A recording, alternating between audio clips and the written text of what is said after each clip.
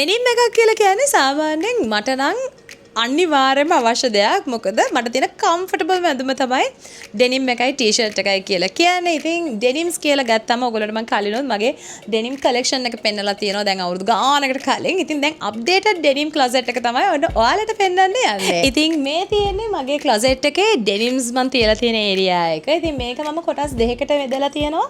මෙතන තියෙන ඔක්කොම ඩාර්ක් කලර්ඩ් ඩෙනිම්ස් ඒ වගේම පල්ලෙහා තියෙන්නේ ලයිට් කලර්ඩ් ඩෙනිම්ස් ටික. ඉතින් බ්ලැක් කලර් එකේ ඉඳන් ඩාර්කස් කලර්ස් ඉඳන් ඊට පස්සේ පොඩ්ඩක් ලයිට් කලර් වෙනකම්ම මෙතන ඕගනයිස් කරලා තියෙනවා. මේ පැත්තත් එතනයි ඩාර්ක් කලර් ඉඳන් ලයිට් කලර් වයිට් ඩෙනිම්ස් වෙනකම්ම පල්ලෙහාත් ඕගනයිස් කරලා තියෙන්නේ. ඉතින් මම ඇත්තටම මෑතකදී මගේ ඩෙනිම්ස් ගොඩාක් මම අයින් කරා. මොකද සමහර ඒවා out of fashion, සමහර ඒවා මට size එක පොඩ්ඩක් වෙනස් වෙලා තියෙනවා.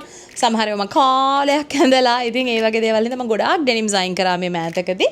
ඉතින් මේ තියෙන්නේ මගේ අප්ඩේටඩ්ම තියෙන ඩෙනිම් කලෙක්ෂන් එක. ඉතින් මම සාමාන්‍යයෙන් ඩෙනිම්ස් ගන්න කැමති Levi's ඩෙනිම්ස්. මොකද Levi's එකේ ඩෙනිම්ස් ගොඩ කාලයක් අඳින්න පුළුවන්. ඒ මටීරියල් එක හරිම high quality. මං ගාව සමහර ඩෙනිම්ස් තියෙනවා. මම හිතන්නේ අවුරුදු 10 12 විතර පරණ ඩෙනිම්ස් මං ගාව තාම තියෙනවා. හොඳට අඳින්න පුළුවන් තාමත්. ඉතින් ඊට අමතරව මම ගොඩාක් වෙලාවල් වලට මෙතන Guess එකේ ඩෙනිම්ස් තියෙනවා. ඊට පස්සේ G-Flock එකේ සමහර කාලවල් වලට මම ඩෙනිම්ස් අරන් තියෙනවා. හැබැයි මෑත කාලේ නම් ගත්තේ නෑ. ගොඩක්ම ඊළඟට තියෙන්නේ ආයේ හෙලි වයිල් කියන බ්‍රෑන්ඩ් එකේ පේජ් එකෙන් මම ගන්න ඩෙනිම්ස් තමයි ආපහු තියෙන්නේ. ඒගොල්ලොන්ගෙත් තියෙන්නේ ගොඩක් කලාවට බ්‍රෑන්ඩඩ් අයිටම්ස්ම තමයි. ඩෙනිම්ස් මම ගන්නේ සාමාන්‍යයෙන් මං ගාව තියෙන්නේ ගොඩාක්ම තියෙන්නේ Levi's එකේ තියෙන බ්‍රෑන්ඩ් එකේ තියෙන ඩෙනිම්ස් තමයි මං ගාව ගොඩක් තියෙන්නේ. මොකද මට ඒවා හරිම ලොකු කාලයක් අඳින්න පුළුවන් මටීරියල්ස් හයි ක්වොලිටි එක නිසා ඒක හොඳ ඉන්වෙස්ට්මන්ට් එකක් කියලා මං හිතනවා. ස්පෙෂලි Levi's ඩෙනිම් වල තියෙන කට් එක හරිම ලස්සන ස්ටෑන්ඩඩ් කට්ස් තියෙනවා. මගේ ඇඟටත් හරිම ලස්සනට ෆිට ඔන් වෙනවා. ඒ නිසා මම ගොඩක්ම කැමති Levi's එකේ තියෙන ඩෙනිම්ස් ගන්න. ඊට අමතරව මම සාමාන්‍ය පර්සනල් ඩෙනිම්ස් ගන්නවා නම් ගන්නේ තව ලංකාවේ එක පේජ් එකක් තියෙනවා හෙලි වයිල්ඩ් කියලා. ඒගොල්ලන්ගෙන් තමයි ගොඩක් වෙලාවට මම ඩෙනිම්ස් ගන්නේ. මොකද ඒගොල්ලන්ගෙත් ගොඩක්ම තියෙන්නේ බ්‍රෑන්ඩඩ් ඩෙනිම් බ්‍රෑන්ඩ්ස් තමයි ඒගොල්ලෝ ගාව තියෙන්නේ. ඉතින් ඒක නිසා මම ගොඩක් කැමති ඒවට. ඊට අමතරව මම සමහරවිට Shein එකෙන් Temu එකෙන් එහෙමත් ගෙන්න ගන්නවා. මොකද මට ඕන කරන සමහර දැන් අර ට්‍රෙන්ඩ් වෙන trendy items එහෙම ගන්න හරිම ලේසි. Temu එකෙන් හරි Shein එකෙන් හරි order කරන එක. ඊට අමතරව සමහර දවස් වලට මෙතන සමහර ඒවා තියෙනවා Guess එකේ denim කීපයක් තියෙනවා. මෙතන දෙකක් තුනක් විතර තියෙනවා.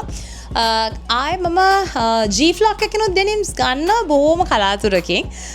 මේ තැන් වලින් තමයි සාමාන්‍යයෙන් මම denims ගන්නෙ. මේ දවස්වල ආසම denim එක මම ගොඩක් වෙලාවට මේ දවස්වල ආසම මෙන්න මේ වගේ wide leg denims තමයි මම කැමති. මොකද මේ දවස්වල ට්‍රෙන්ඩ් වෙන්නේ ටිකක් අර මෙන්න මේ වගේ අර වයිඩ් ලෙග් එකනේ. මෙන්න මේ ඩෙනිම් එකට මම ගොඩාක් ආසයි. මේ තියෙන්නේ ඒ ඩෙනිම් එක. මේක හරිම ලස්සනයි. මේක වයිඩ් ලෙග්ඩ් ඒ වගේම නිකන් මෙන්න මේ වගේ පැච් වර්ක් දාලා වගේ ඩීටේලින් එකක් තියෙනවා. මේකත් මම ගත්තේ හෙලි වයිල්ඩ් එකෙන්ම තමයි. මේක එහෙම බ්‍රෑන්ඩ් එකක් නම් හැබැයි ගහලා නැහැ. හැබැයි මාරම හයි ක්වොලිටි. මෙන්න මේක තමයි මේ දවස්වල මම ගොඩක්ම ආස ඩෙනිම් එක වෙලා තියෙන්නේ. මේක තමයි මේ දවස්වල සෑහෙනම අදින්නේ මේක. ඊළඟට මගේ ගාව තියෙන පරණම ඩෙනිම් එක මම ඔයගොල්ලන්ට පෙන්නන්නම්. පරණම ඩෙනිම් එක තියෙන්නේ මෙන්න මේක.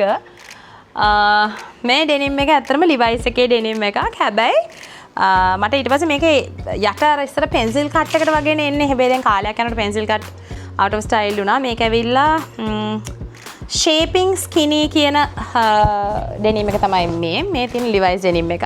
ඉතින් මේක සෑහෙන පරණයි. දැන් මම හිතන්නේ අවුරුදු 10ක් විතර පරණයි. මෙන්න මේ වගේ මේක ටිකක් දිගට තිබ්බේ. ඉතින් මම කරේ අර පහුගිය කාලෙදී පොඩ්ඩක් මේ වගේ අර නිකන් අර ඉරිලා වගේ තියෙන ඒවා මේ ට්‍රෙන්ඩි වුණානේ. ඉතින් මම කරේ මේක කපලා ටිකක් ඇන්කල් ලෙන්ත් එකට වගේ කපලා මේ නූල් ටික පොඩ්ඩක් මෙහෙම ඇදලා ස්ටයිල් කරා. ඉතින් මේක තමයි මං ගාව තියෙන පරණම Levi's denim එක. බට ඔයගොල්ලෝට පේනවා ඉතින් තාමත් හොඳට තියෙනවා. මං ආසම Levi's denim වල හොඳ ෆිට් එකක් තියෙනවා. හරිම ලස්සනයි. ඉතින් මේක තමයි මං ගාව තියෙන පරණම denim එක.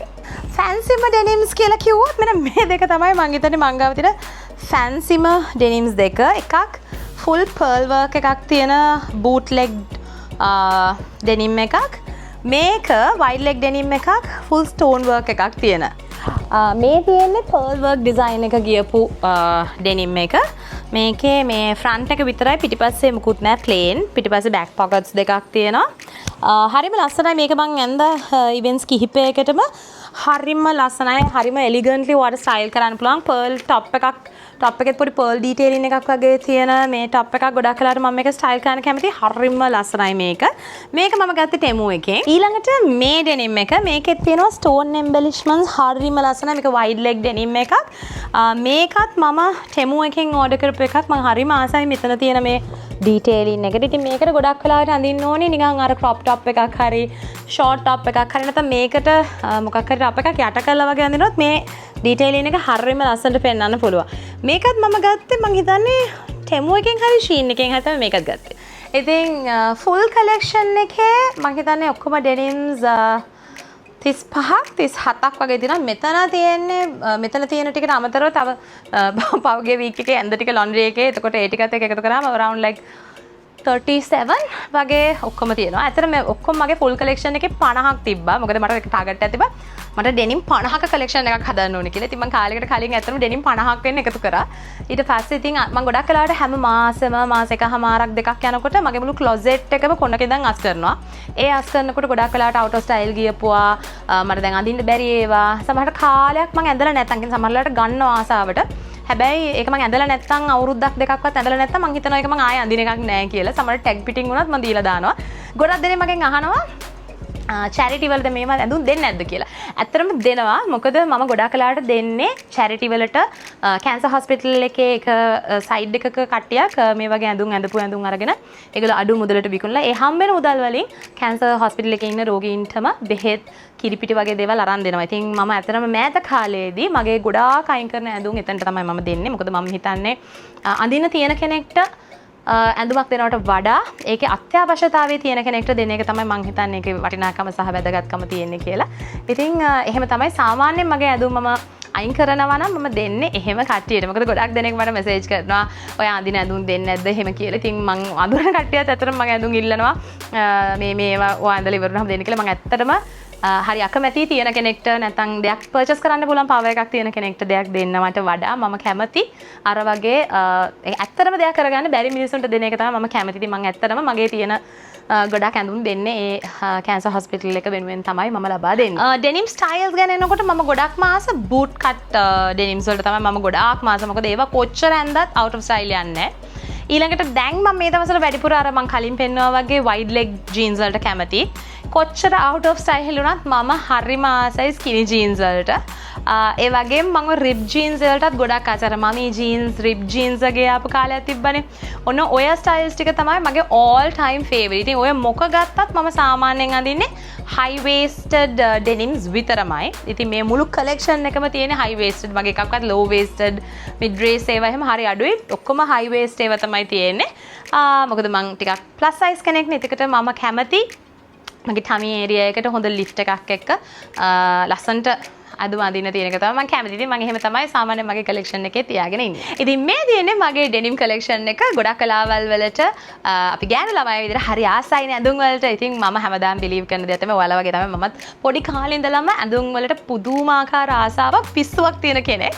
හැබැයි ඒ වගේම තමයි මම මගේ ඇඳුම් වලට පුදුම ආදරේ. ඉතින් මම මේ දේවල් හරි පරිස්සමට හොදනකොට උනත් මම ලයිට් කලර්ස් ඇඳුම් වෙනම හොදන්නේ. වයිට් කලර් නම් ඒ ටික වෙනම හොදන්නේ. ඊට පස්සේ බ්ලැක් ඩාර්ක් කලර්ස් වගේ නම් වෙනම හොදන්නේ. මටීරියල් එකේ ඉන්ක් එකේ යයි කියලා මට හිතෙනවා නම් මම ඒව අතේ හොදන්නේ. ඒ පාවිච්චි කරන ඩිටර්ජන්ට්ස් එහෙම මම හරි කෙයාෆුලි තමයි සිලෙක්ට් කරන්නේ මගේ ඇඳුම් වලට ඩැමේජ් එකක් වෙන්නේ නැති වෙන්න. ඉතින් මගේ අම්මා මට කියලා දීලා තියෙන දෙයක් තමයි ඇඳුම් වලට අපි ගෞරව කරොත් එහෙම ඒ රිටර්න් එක අපිට එනවා. මම කවදාකවත් මගේ අදින ඇඳුමක් ලේසියෙන් මම බිම දාලා පාගන්නේ නැහැ. කෙනෙක්ට දෙනකොට උනත් මම ලස්සනට ඒ මාස අදින්න පුළුවන් වෙන විදිහට තමයි දෙන්නේ. ගොඩාක් වෙලාට ඔය ටී-ෂර්ට්ස් වගේ තමයි අර පරණ ඉරිලා හිල් වෙලා මොනවා හරි තිබුත් මොකද ගෙදර බල්ලෝ ඉන්න හින්දා ඒගොල්ලෝ හූරනවානේ. එහෙම වුණොත් විතරමයි ගෙදර බඩු මුට්ටු පිහදාන්න තමයි ගන්නෙ. ඒත් මම පොළවට දාලා පායට පෑගෙන්න මම ඇඳුම් තියන්නේ නැහැ. මොකද ඒක මගේ අම්මා මට පුරුදු කරපු දෙයක්. ඉතින් ඒ විදිහට තමයි මම හරිම ලස්සනට පිළිවෙලට මගේ ක්ලොසෙට් එක තියාගෙන ඉන්නේ. ඉතින් මම හිතනවා මේ වීඩියෝ එක ඔය ඇඳුම් වලට ආස කරන කෙනෙක් නම් ඔය ආසාවෙන් බලන්න තියෙයි කියලා හිතනවා. ඉතින් තාමත් Fashion Talks channel එක subscribe කරලා නැත්නම් දැම්මම channel එක subscribe කරන්න.